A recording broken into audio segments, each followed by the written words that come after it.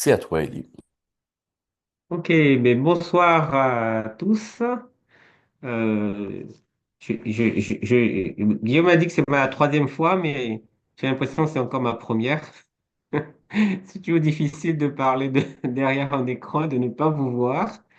Moi qui ai besoin du contact physique pour pouvoir m'exprimer. Bon, donc ne m'en voulez pas sur lorsque je sais pas, bégayer un peu. Mais voilà le sujet que j'avais à cœur de partager.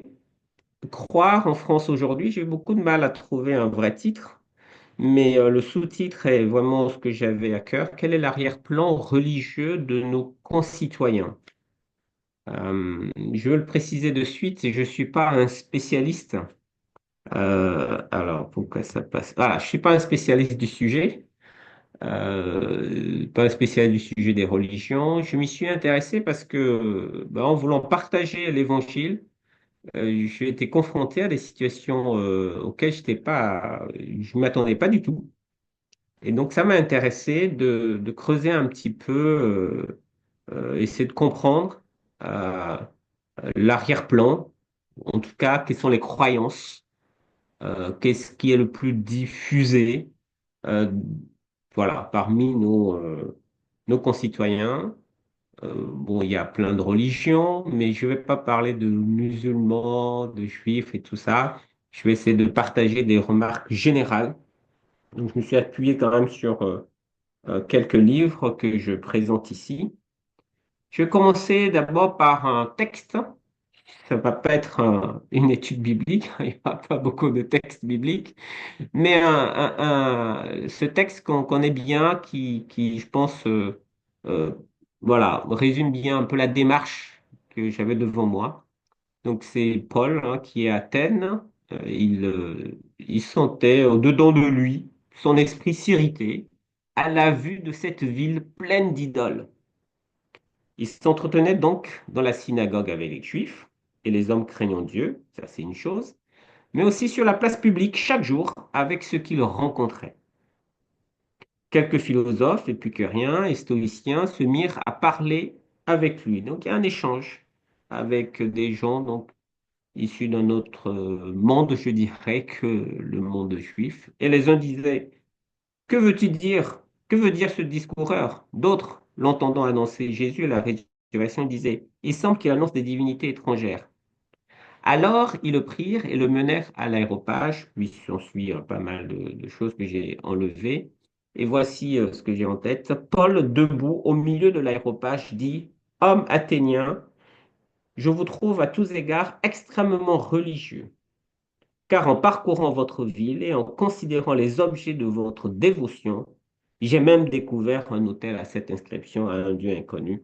Et vous connaissez donc la suite. Il va prendre appui sur leur arrière-plan, sur ce qu'ils connaissent, sur ce qu'ils font. Et je souligne ce qu'il dit en parcourant votre ville et en considérant les objets de votre dévotion. Il s'est intéressé à eux, à ce qu'ils pratiquent, à ce qu'ils croient, et ça va être un point d'appui. Et donc, c'est un peu l'idée. C'est dans les quelques minutes que nous avons, notre objectif n'est pas très élevé, on va partager quelques remarques, mais c'est d'être dans cette démarche de savoir quel point d'appui nous avons dans les croyances actuelles de nos concitoyens, dans ce qui les intéresse. Donc, le but reste évangélique. C'est dans un but de pouvoir parler du Seigneur. Bien sûr, je ne veux pas aborder vraiment, je ne veux pas aller plus loin sur comment prendre l'appui, comment l'aborder. Je vais plutôt m'arrêter sur des remarques générales sur l'arrière-plan. Et vous, voilà, vous ferez vous-même la suite de comment prendre les points d'appui. On aimerait, je dirais, avoir un portrait robot de nos concitoyens, comme ça on peut savoir, on a un descriptif, hein. Le portrait robot, on utilise ça beaucoup en marketing. Je ne sais pas si ça marche vraiment dans notre contexte, parce que les gens sont complètement différents. Mais c'est bien d'avoir en arrière-plan des grandes lignes hein, des grandes lignes sur les croyances ou sur les pratiques religieuses autour de nous. Donc j'ai 5 remarques à faire. La première concerne leur rapport à la vérité, le rapport à la notion de Dieu, le rapport à ce qu'on appelle la religion, et ça va s'enchaîner avec des notions sur le monde spirituel et même la notion de croyant, qui sera un peu une synthèse de ce qu'on aura dit avant. Donc je trouve important de commencer avec cette notion de rapport à la vérité. D'abord, le Seigneur dit, je suis le chemin, la vérité et la vie. Nul ne vient au Père que par moi. Donc ça, c'est l'essence de ce que nous voulons partager. Euh, mais est-ce que les gens sont en quête de vérité? Euh, nous voulons faire connaître le véritable, mais est-ce que les gens sont dans cette démarche-là? Donc comment cette notion de vérité est appréhendée? Il me semble que c'est déjà un premier point pour savoir comment avancer sur ce point qui est essentiel dans le message de l'Évangile. Qu'on ne peut pas, un message qu'on ne peut pas édulcorer, que Jésus est la vérité. Mais est-ce qu'on peut le dire directement? En tout cas, quelle est l'approche de nos constituants sur ce point? Vous avez certainement des idées. Ce qu'on peut remarquer, j'ai fait 2 remarques que je veux faire. La première, c'est qu'on constate un déclin, un vrai déclin de la notion de vérité absolue. Alors, on est dans un monde qui est plutôt relativiste, hein, c'est place au relativisme. Et ça, dans nos sociétés occidentales, ça s'est développé avec la mondialisation et tout. On a un pluralisme religieux, donc on a une offre de religion qui est assez diversifiée, hein, contrairement il y a quelques années où il y avait le catholicisme qui était très présent, qui était la référence, la religion référence, pas de chrétienté, mais tout ça s'est perdu. On est donc dans un pluralisme religieux qui fait que euh, euh, en fait, les échanges, les mouvements de population, et en plus avec les communications, vous n'avez qu'à vous tourner pour avoir plusieurs personnes qui vous exposent une vérité avec beaucoup de conviction. Donc les gens sont, comment dirais-je, on aimerait bien donner raison à tout le monde. Et donc il y a un affaiblissement de l'idée d'une vérité. À cela s'ajoute bien sûr le monde postmoderne dans lequel nous sommes rentrés, avec plusieurs caractéristiques. Je vais en noter 2 ici. Le rejet de ce qu'on appelle les métanarratifs. Ah, donc, euh, d'ailleurs, je cite ici un philosophe français qui dit que la meilleure définition du postmodernisme est l'incrédulité à l'égard des métanarratifs. Donc, des récits qui donnent des grandes lignes, des grands récits qui donnent du sens à ce que nous faisons, ce qui est attendu. On a voilà, la création, la chute, la rédemption et l'espérance. On a cette métanarrative, cette explication générale. Les gens ne veulent plus. On a plutôt en contrepartie, une autre caractéristique, la valorisation de l'individu, la recherche de l'épanouissement personnel. C'est ce qui est vrai, c'est ce qui, quelque part, on va le voir après, ce qui nous fait du bien. Donc, tout est chacun sa vérité. Et on va encore plus loin. Maintenant, on parle de la post-vérité, c'est-à-dire que on est dans une situation où les émotions prédominent sur une réalité des faits. Euh, les émotions, les opinions, on va avoir la primauté. Et donc, on va rejeter la référence à une vérité. Donc, dans ce contexte, les paroles de notre Seigneur où le message apparaît comme quelque chose voilà, de jugé d'intolérant, de trop en décalage. On va préférer, donc on va avoir plutôt euh, on nous opposait des paroles qui ont l'air plus sages. Euh, Par exemple, celle du Mahatma Gandhi, l'âme des religions est une, mais elle est enfermée dans une multitude de formes. La vérité n'est la propriété exclusive d'aucune écriture. Je ne peux pas assigner une divinité exclusive à Jésus. Il est aussi divin que Krishna, Rama, Mahomet ou Zoroastre. Donc, dans ce contexte, forcément, c'est plus attirant d'écouter Gandhi que Jésus.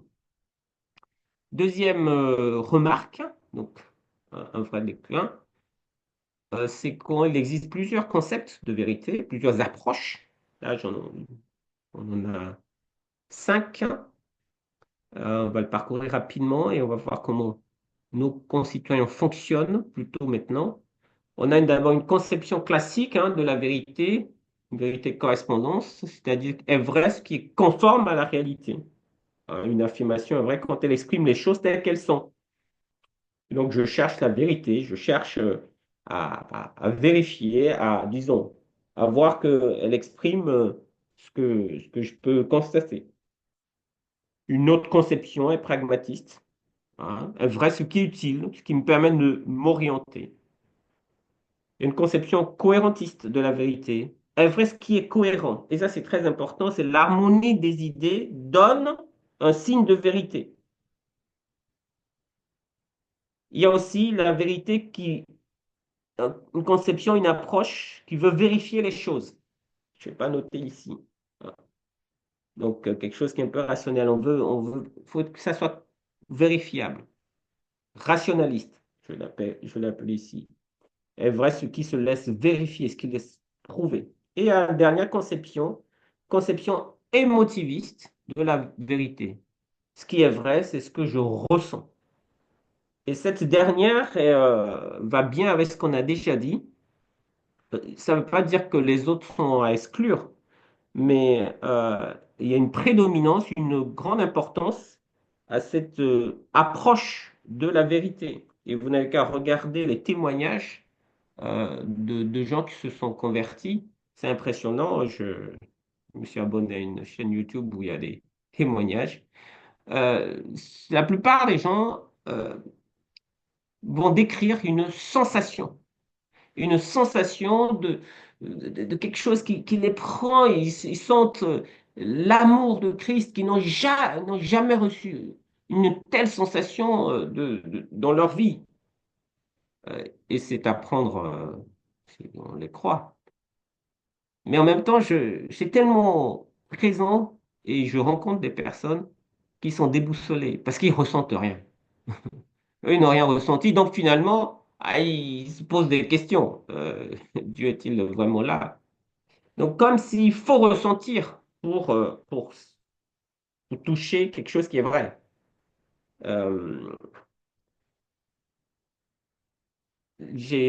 donc je mets en conclusion là que les gens ont besoin d'expérimenter le Christ. Euh, j'ai écouté récemment, donc je donnerai des petits euh, exemples comme ça pour donner du corps à ce que je raconte. Euh, le témoignage donc de l'auteur du livre du GIGN à la foi. Je ne sais pas si vous avez lu ce livre ou vous avez entendu parler, je crois qu'il est récent, de Jean-Luc Carrel, donc quelqu'un qui était un ancien GIGN. Et moi, j'ai écouté le témoignage, je n'ai pas lu le livre, hein. Tout ce qui l'a amené à s'éveiller à la foi, c'est uniquement des phénomènes paranormaux. Et c'est ça qui l'a fait réfléchir. Et il va décrire à la fin une expérience très forte. Donc il parle de foi, il parle de Dieu, il parle de sa foi catholique au départ. En tout cas, on ne sait pas très bien. Mais il va avoir une expérience très forte, d'une sensation, d'une énergie qui le traverse, comme ces cellules qui voilà, s'entrechoquent. Et une voix intérieure qui lui dit trois choses. Je ne te dis pas que je t'aime, je te montre combien je t'aime. Et je t'aime comme tu es. Et ça se répète. Et il en parle avec énormément d'émotion. et c'est extrêmement touchant. Au début, je crois que c'était, je me suis pris au jeu, je me dis, tiens, ça a l'air fort cette histoire. Sauf qu'il a eu cette expérience en rentrant dans un temple idolâtre, et lui, il associe ça à une sorte de d'énergie d'amour. On ne sait pas si c'est une foi en Christ. En tout cas, le doute demeure. Alors, je ne sais pas si vous avez lu le livre et que c'est un véritable chrétien, mais tout le témoignage repose uniquement sur cette sensation et il décrit, il veut expliquer que c'est vrai, qu'il y a un semblant de vérité sur la base de ces émotions. Et on est vraiment dans cette conception émotiviste de la vérité. Mais faut-il voilà, élaguer ça? Non. On, il me semble que ce sont des points d'appui, comme on a dit, mais à prendre avec précaution, euh, à faire attention, à quand même amener à, à faire disons, à revenir à la parole. Et j'aimerais rajouter la cohérence qui intéresse les gens aussi, la cohérence entre le message et ce que l'on vit. Donc, une vérité qui est cohérente entre ce qu'on dit et ce que l'on peut montrer. Donc, nos témoignages, aussi personnels, vont jouer un rôle important pour montrer que le message est, est vrai. Donc, cette première remarque m'amène à la deuxième, parce que notre, voilà, l'exemple que je viens de parler, dont je viens de parler, on ne sait pas de quel Dieu vraiment il parle. Il parle d'une énergie, mais moi, je ne sais pas de quel Dieu il parle. Je ne sais pas s'il parle du Dieu de la Bible ou d'autre chose. Et ça, c'est le deuxième point que je veux partager, deuxième remarque, c'est la notion de Dieu. La notion de Dieu, euh, je m'appuie sur ce verset, ce que Paul dit encore dans Acte 17. Il a voulu qu'il cherche le Seigneur, qu'il s'efforce de le trouver en tâtonnant. Je voulais insister sur ce point en tâtonnant. On sent bien que les gens tournent autour du pot, bien qu'ils ne soient pas loin de chacun de nous. Et Romain précise que ce que l'on peut connaître de Dieu est manifeste. Et pourtant, on ne l'a pas reconnu. Alors, si on regarde la notion de Dieu, on a plusieurs conceptions. D'abord, il y a bah, celui qui dit y a-t-il un Dieu? Hein, donc, l'agnostique, hein, qui est dans le doute, se pose la question même de l'existence de Dieu. Donc, le débat ne peut pas être tranché. Il y en a un qui l'a déjà tranché, c'est l'athéiste. Il n'y a pas de Dieu. Mais encore que les vrais athées sont peu nombreux. Si on creuse, on se rend compte que des athées convaincus, il n'y en a pas beaucoup. En fait, ça, on rentre dans une position militante, ceux qui sont vraiment dans une conception d'une existence, voilà, une existence de Dieu, sont souvent dans une croyance. On est beaucoup plus sur ceux qui sont dans le doute. Il y a ceux qui n'ont pas de doute, et donc on va avoir ceux qui croient à un Dieu unique, transcendant, donc qui est au-delà du monde, mais qui se révèle. Donc le théiste, et on connaît ses attributs, il est à la fois personnel, unique, et à la cause du monde. Donc, un Dieu qui régit l'univers. À cela va s'opposer une vision déiste, un être suprême, mais qui n'intervient pas dans les affaires. Il est là. Hein, il ne peut se être exclusivement révélé à aucune existence, à aucune religion existante. D'accord. Donc, voilà, pour eux, Dieu est une notion commune. Voilà. Et on arrive encore à une autre conception. et c'est celle-là qui m'intéresse le plus. Donc, le panthéisme, un, un Dieu qui est plutôt, au lieu d'être transcendant, il est immanent, une force impersonnelle identifiée au monde. Euh, il est présent dans le monde. Dieu est tout. Donc, on se distingue vraiment de la vision théiste qui considère que Dieu est un être distinct. Là, Dieu est il est dans le monde. C'est une sorte d'énergie.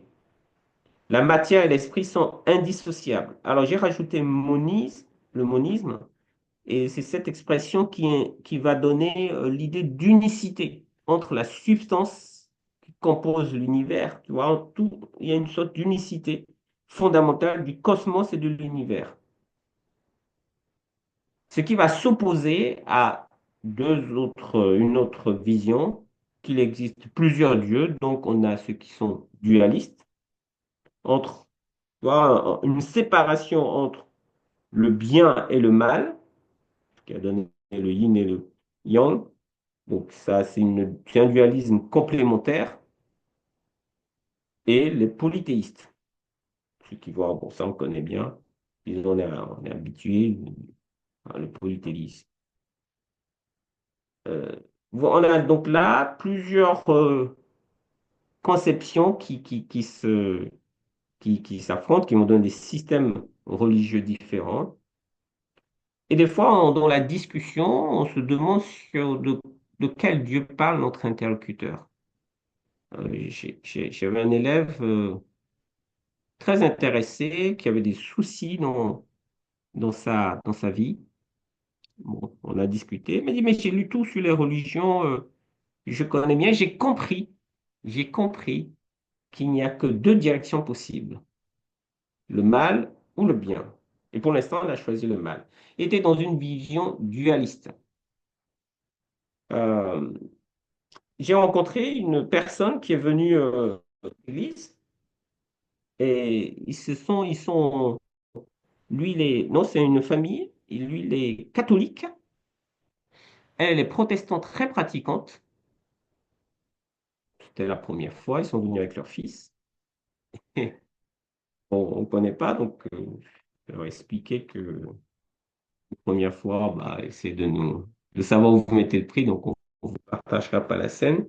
Et à la fin de la réunion, j'ai discuté avec elle, qui m'a décrit sa foi, ah, elle est très, très pratiquante. Je me dis, punaise, j'ai affaire à une vraie croyante. J'étais un peu repris.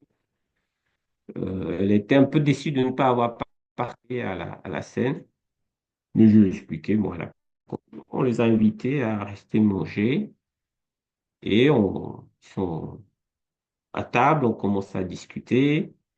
Et ils me parlent de leur fils qui est thérapeute. Ah, thérapeute, euh, voilà, vous faites quoi? Bon, continue dans la discussion. C'est pas très clair quelle thérapie il fait. J'en parlerai un peu plus tard. Et là, on rentre dans la discussion et le monsieur catholique m'explique, il sort cette phrase. Mais vous savez, moi, je suis moniste, non dualiste. Ma femme aussi. Et nous suivons les enseignements d'Arnaud Dujardin. Donc, j'avais pas du tout en face de moi quelqu'un qui était chrétien, sa femme. En fait, on est dans une autre forme de religieuse, dont j'en parlerai un peu plus tard, qui parle d'un Dieu, d'un être, d'une sorte d'énergie, d'une force impersonnelle.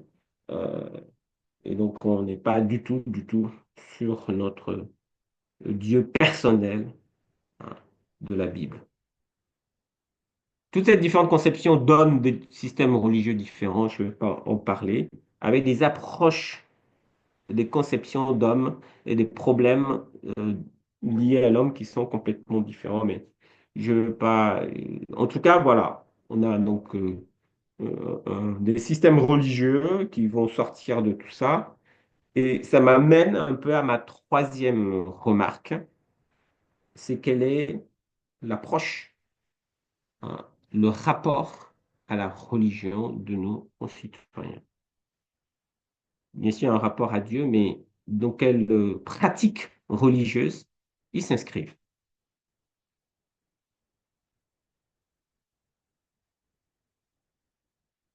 Si on regarde bien, alors il n'y a pas de statistiques, donc c'est des estimations, pas de statistiques sur la pratique religieuse des gens en France, mais c'est vraiment des estimations, donc j'ai pris les informations sur le site du gouvernement.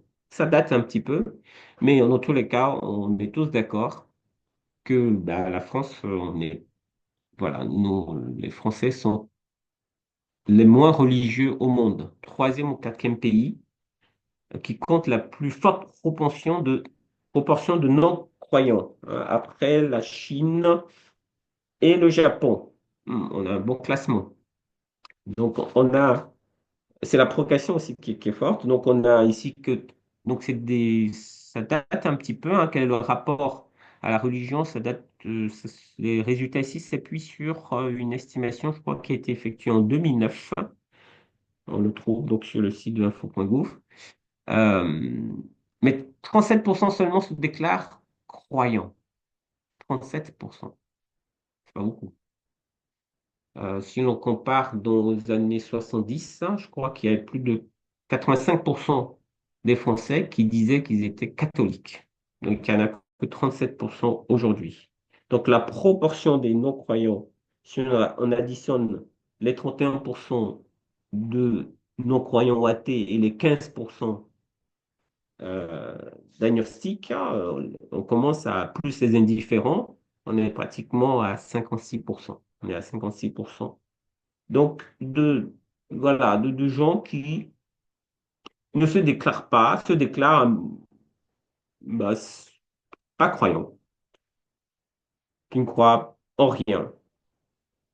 Par indifférent, il faut entendre une perte d'intérêt et de préoccupation pour les questions religieuses.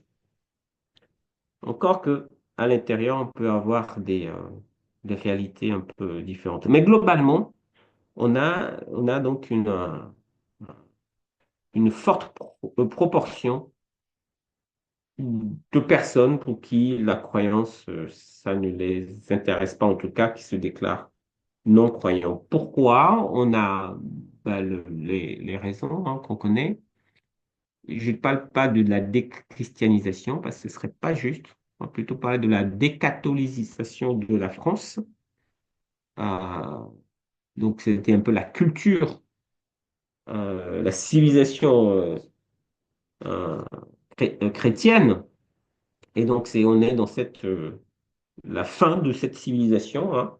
On ne peut pas dire la fin du christianisme, parce que le christianisme progresse. Les évangéliques, c'est un des rares mouvements qui progresse. Donc, la foi en Christ progresse. Mais cette civilisation chrétienne, la référence à une culture chrétienne, bah, elle est complètement en baisse très très forte. Vous avez peut-être entendu parler de renouveau de baptême d'adultes, mais les spécialistes disent que ça cache un peu une vraie réalité, hein. Il y a de moins en moins de catholiques, hein. C'est pas parce qu'il y a de plus en plus de gens qui se font baptiser adultes qu'il y a plus de catholiques. Donc on est vraiment dans cette perte de référence qui a marqué la France, de référence, on va dire entre guillemets, de civilisation, de culture chrétienne. Euh, euh, et on est dans une période où c'est surtout la sécularisation qui progresse, c'est-à-dire que l'abandon de toute pratique religieuse, hein, voilà, on peut peut-être appartenir à une religion, mais on ne la pratique pas. Et c'est vrai aussi même chez les musulmans. Euh, et ça va avec un autre phénomène, c'est que la foi est une question pour les gens, est une question privée. Donc chacun fait ce qu'il veut. C'est une affaire vraiment individuelle, privée. Ils n'acceptent pas, bon, eux, ils veulent pas pratiquer, ils veulent pas croire, mais il faut pas venir les embêter non plus, parce que c'est le choix de chacun. Et donc on évite. vu comme quelqu'un qui veut, des gens qui veulent imposer leur manière de voir les choses. Donc, on va être traité d'intolérant. Donc, ce processus de sécularisation, voilà, de chacun dans son coin, mais nous, voilà, pas de pratique religieuse, surtout religieuse, une pratique institutionnelle. Parce qu'il ne faut pas se leurrer, à côté de la décatholicisation, on constate au contraire une reconfiguration religieuse. Et c'est ce qui est ambivalent, ce qui est bizarre, hein, c'est que, il y a quand même un regain religieux, un intérêt, j'ai mis un regain religieux, un intérêt aux choses spirituelles. Je cite cette phrase de Portier, un sociologue, une partie de la population croissante s'éloigne du religieux quand l'autre, au contraire, réactive ses appartenances. Et on constate un regain euh, euh, pour un intérêt pour la spiritualité. Je préférais le mot spiritualité. J'ai repris le regain religieux parce que je l'ai rencontré, mais je préfère cette expression, un intérêt pour la spiritualité. Parce qu'en réalité, il y a beaucoup d'incertitudes, hein, face aux problèmes économiques, écologiques, sociologiques. Et les réponses qui ont été apportées jusqu'à présent, se sont tombées toutes seules, hein. Les idéologies séculières, le socialisme, le libéralisme, tout ça n'a pas satisfait. On voit bien que ça ne tient pas. Et donc, on est encore dans l'incertitude. Et sans compter le vide spirituel qui est laissé, hein, face à la baisse du catholicisme, il y a un vrai vide à combler. Et donc, il y a un regain, un intérêt qui est constaté. Et mais ce regain va pas s'adresser, va pas se focaliser sur le christianisme par défaut. Il est rejeté par défaut. Et donc, il va aller s'intéresser à cette conception qu'on a déjà vue au début, à la conception panthéiste. Donc, on constate une fascination pour les religions qui ont cette conception panthéiste, donc les religions euh, asiatiques, hein, l'hindouisme euh, et j'ai oublié le bouddhisme, et aussi les philosophies asiatiques. Je cite ici une Chantal Delzol qui dit que la fin de la chrétienté, hein, chrétienté, il faut comprendre de la civilisation chrétienne, est suivie non par l'athéisme, elle fait une démonstration là-dessus, que c'est pas l'athéisme qui prend le relais, même si l'athéisme progresse comme ça, mais c'est pas suivi par l'athéisme ni le nihilisme, mais par voilà de nouveaux mythes et idéaux. Et je reviens donc à la visite de ce couple avec leur fils. Il m'explique qu'en fait, bon, ils avaient été catholiques, elle était protestante, mais bon, ils avaient un peu abandonné la foi. Et c'est la recherche spirituelle de leur fils qui les a amenés à se reconnecter, je cite ces mots, à se reconnecter à la spiritualité. Donc, un jeune fils qui rentre dans une recherche spirituelle et là, il se reconnecte à la spiritualité. Mais comment se fait-il qu'il se reconnecte à un Dieu un peu énergie? Ben, ça va être ma quatrième remarque. Parce qu'en discutant avec ce fils, qui est thérapeute, avec Christian, on essaie de comprendre comment il fait pour guérir les gens. Parce que thérapeute, c'est très vague. Quel thérapeute? À force d'insister, il nous explique qu'il guérit les gens sans les toucher, uniquement par la pensée. Et il a un pouvoir pour pouvoir faire ça. En parenthèse, j'ai pas expliqué, mais ce jeune homme fréquente des groupes de louanges, je ne vais pas dire tous les noms, mais bon, voilà, il se présente comme un chrétien. Et donc, c'est comme ça. Et la maman nous dit, bah, ça ne peut venir que du Saint-Esprit. Donc il y a voilà, quelque chose de spirituel là qui paraît intéressant, mais de quoi on parle? Donc, quatrième remarque, le rapport au monde spirituel. Et là, euh, c'est assez impressionnant qu'il y a une présence forte, une, comment dirais-je? Oui, une présence très forte du monde spirituel, y compris chez les athées. Et je vais faire deux remarques. La première sur la diffusion des pensées du Nouvel Âge, du New Age. Euh, alors, c'est, c'est un phénomène qui est difficile à définir, hein. Je prends donc la définition là, de cet auteur.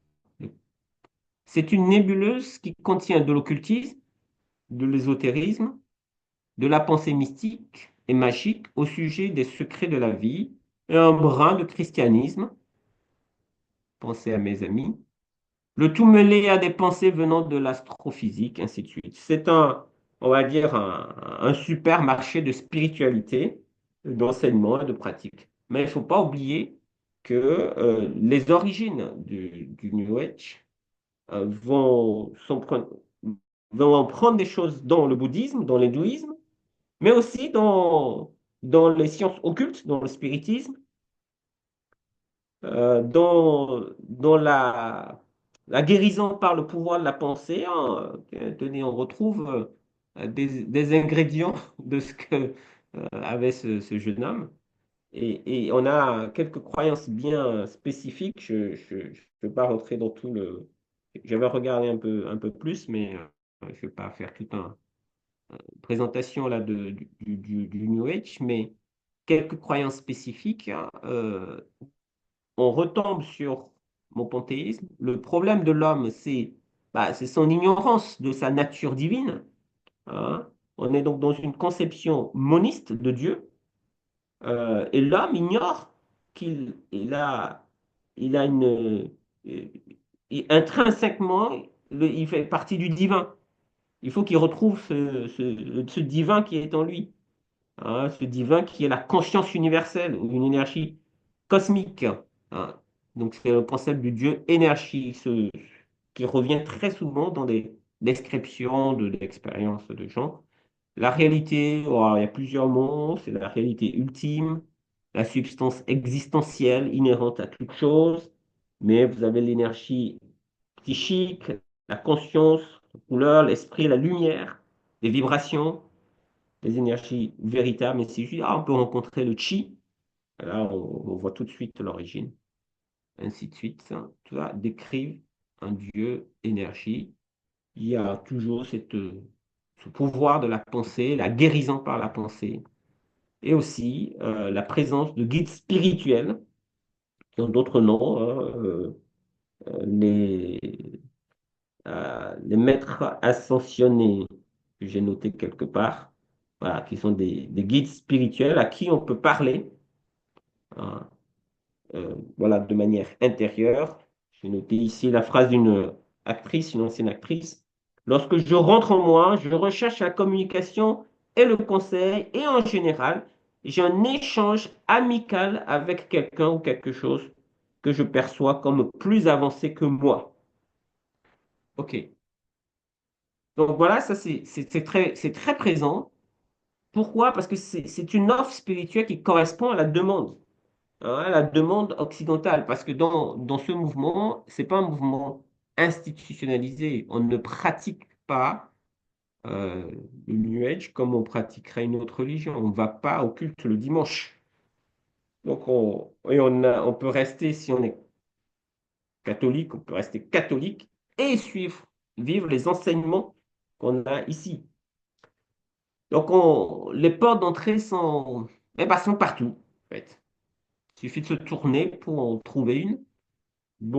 Par le développement personnel, la médecine douce, l'écologie, la méditation. Voilà, il y a toutes les portes possibles. Et la plupart des gens ne savent pas qu'ils sont dans ce mouvement-là. Ils pratiquent sans le savoir. Et dans notre voilà, dans notre expérience personnelle ici avec Christelle, on a été impressionnés de rencontrer un nombre, quand même beaucoup de gens qui sont trempés là-dedans, sans le savoir. Je vais raconter juste une histoire qui nous a le plus marqué. C'est une jeune dame qui a reçu une éducation très catholique et elle a lu la Bible. Elle a mené ses enfants à nos clubs qu'on fait pour les enfants. Elle croyait en Dieu. Bon, un honnête suprême. Mais petit à petit, on l'a vu s'intéresser aux médecines douces, aux thérapies énergétiques. Je vais être plus précis, aux thérapies énergétiques. Et elle a commencé à se former et a fini par devenir thérapeute. Donc, elle a laissé son travail, était professeur des écoles, et elle a eu un grand magnétiseur qui lui a appris à guérir à distance. Donc, guérir à distance, et il suffisait de donner les noms des gens et elle pouvait guérir et pouvait avoir des contacts avec les morts. Donc, on est rentré dans autre chose là. Hein. Et la dernière fois qu'on l'a vue sur son profil WhatsApp, elle faisait une séance pour recevoir des messages pour les gens et on a vu une séance occulte hein, avec des réactions du corps où on voyait vraiment qu'il y avait des- avec la gorge, tout ça. Bon. Vraiment, on est parti de quelque chose qui pouvait l'amener à Dieu, mais en fait, on n'était pas du tout. S'est retrouvé dans l'occultisme. Et ça va être donc mon deuxième point sur le rapport au monde spirituel, l'occultisme qui est très présent, une croissance des pratiques occultes très forte. Alors, les sciences occultes, bah, il y a plusieurs noms hein, qui peuvent les décrire. Hein. C'est un terme qui regroupe plusieurs choses. Bon, occultisme, la divination, ou la voyance, l'art de déchiffrer, la magie, la sorcellerie, bon, plusieurs définitions. Mais ce qui m'intéresse, c'est le mot médium. Médium, personne capable de percevoir par des moyens apparemment surnaturels les messages des esprits des défunts et de se servir d'intermédiaire entre les vivants et les morts. Et dans toute pratique occulte, eh ben, il faut bien un médium. Et les arts divinatoires, il y en a tellement qu'on on utilise tellement de techniques. Quelqu'un en a listé 155. Florent Varac fait une classification en fonction de l'objectif ou les moyens utilisés. Donc vous avez voilà, un foisonnement de, de ces pratiques. Hein. Et pareil, comme le New Age, on peut y rentrer par plusieurs portes. Alors, c'est un peu plus rapide ici quand même, on sait de quoi on parle. Hein. Mais il suffit de faire tourner deux ou trois tables. Bon, beaucoup de choses qui finalement sont pour moi, qui me paraissaient bah, éloignées, mais sont très, très, très, très présentes. Et on a un renouveau qui a été constaté depuis la fin des années 70. Il y a une étude de l'IFOP sur les parasciences qui, qui montre l'engouement des Français pour ça. 58% déclarent croire à au moins une des disciplines de parasciences. Ce que j'ai cité, plus l'astrologie, les lignes dans la main, la numérologie, la cartomancie, ainsi de suite. Et plus d'un Français sur quatre a déjà consulté un spécialiste, au moins une fois au cours de sa vie. Un Français sur quatre a déjà consulté un spécialiste. Je pense que le chiffre va vite augmenter parce que maintenant on peut le faire. Alors, bon, il y a beaucoup de charlatans aussi, charlatans dans le sens piquer de l'argent aux gens. Sur Internet, vous pouvez voir ce que vous voulez. Mais on sait que le diable ne donne rien gratuitement. Donc les gens sont, on rencontre des personnes qui sont piégées par ça. Euh, et aussi des fois qui veulent le garder. Je me rappelle le partage dans une église de quelqu'un d'une dame qui venait, qui était très assidue, mais qui faisait la cartomancie et qui ne voyait pas où était le problème. Pour être chrétien et faire la cartomancie. Moi, personnellement, je racontais l'histoire d'un voisin qui voulait connaître le Seigneur. Niveau de connaissance biblique zéro, c'était Da Vinci Code. Mais on commence et un frein dans sa vie. On n'arrive pas à aller plus loin. Je lui dis, est-ce que tu as déjà trempé dans l'occultisme? Il m'a dit non. J'ai jamais trempé dans l'occultisme. J'ai jamais touché à ce genre de choses. Mais dans sa vie, il a mené une vie sexuelle débridée. Et un jour, il va consulter un magnétiseur. Il revient et me dit, ah, tu sais pas ce que le magnétiseur m'a dit? Il m'a dit, j'ai beaucoup d'esprits qui me tournent autour. Et j'ai vu de comment le diable l'a empêché à aller plus loin dans la réception de l'évangile. Donc, il y a, bon, j'ai d'autres cas, mais je peux en citer plusieurs. Bon, là, on voit qu'on parle de croyance, mais en fait, si je reprends celui que je viens de dire, au début, il était presque, me dit la première fois, il me dit, je suis athée. Puis la deuxième fois, il me dit, je suis agnostique. Puis la troisième fois, je comprends qu'il croit en plein de trucs. Donc, on a des points d'appui, mais en même temps, il y a une quête spirituelle qui fait que on- on peut aussi, voilà, disons qu'il faut clarifier les choses. Et ça me fait exposer mon dernier point, ma dernière remarque, c'est cette notion de croyant, qui est un peu une synthèse finalement de ce que j'ai, une synthèse, oui, un point d'arrivée de ce qu'on a déjà partagé. Euh, je prends ici la phrase de Gantenbein qui a travaillé à Perspective, donc ancien France Mission. Il dit que être catholique et être athée ne veut plus dire la même chose qu'autrefois. Les uns s'ouvrent à une croyance plus diffuse. Donc on a des catholiques qui ne croient pas en Dieu ou qui croient à la réincarnation et s'éloignent de la doctrine. Et les autres s'ouvrent à la croyance d'une manière générale, donc des athées qui ont plein de croyances. Donc il y a une dissociation aujourd'hui entre croyance et pratique. Normalement, pour nous, dans notre conception, on a ce triptyque du croyant classique, on peut appeler le fidèle, c'est-à-dire quand on croit, croire, c'est adhérer à un article de foi, des articles de foi. On le pratique, ça va avec. On se comporte en fonction de cette foi. On va donc un des phénomènes visibles, c'est qu'on assiste au culte. D'ailleurs, on est un peu toujours gêné quand quelqu'un dit qu'il croit mais qu'on ne voit pas au culte.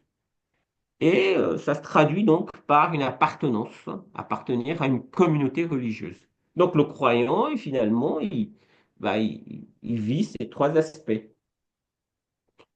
Et pour nous, évangéliques, ça va de soi, hein. Si tu crois, si tu es, tu pratiques aussi. Mais aujourd'hui, ce triptyque vole en éclats. Vous avez d'autres types de croyants qui émergent, en tout cas dans la conception des gens. Il y a ceux qui croient sans pratiquer.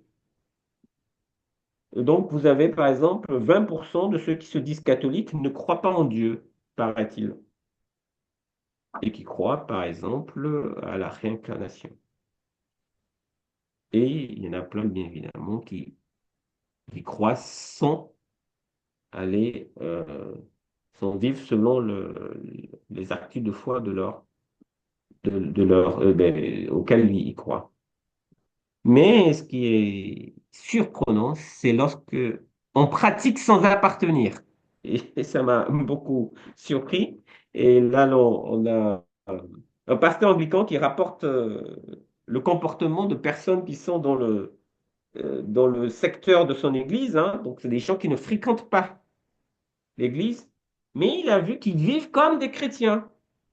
Ils sont chrétiens parce que leur vie reflète, c'est lui qui dit ça, la vie et les valeurs de Jésus-Christ. Ils reconnaissent donc plein d'éléments qu'on voit dans la parole, que le monde est créé, que Dieu prend soin de nous, que nous devons prendre les soins les uns des autres, ainsi de suite. Et il leur arrive d'avoir besoin d'aller assister à un culte. Donc, ils ouvrent la télé. Maintenant, vous avez tout en ligne. Hein. En gros, ils voient l'Église comme un lieu de ressourcement spirituel. Mais ils ne veulent pas appartenir à l'Église. Ils ne veulent pas appartenir à cette institution.